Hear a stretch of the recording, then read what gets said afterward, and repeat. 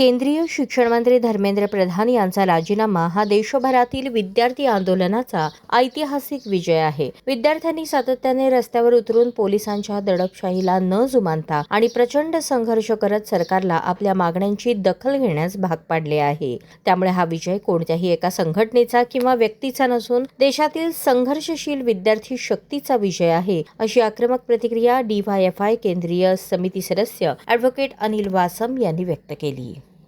सर्वप्रथम मी या देशातल्या तरुण युवक विद्यार्थ्यांचं मनापासून अभिनंदन करतो, कारण या जुलमी सरकारच्या विरोधात त्यांनी दिवस रात्र एक करून त्या ठिकाणी आंदोलन केलं आणि सरकारला झुकवलं।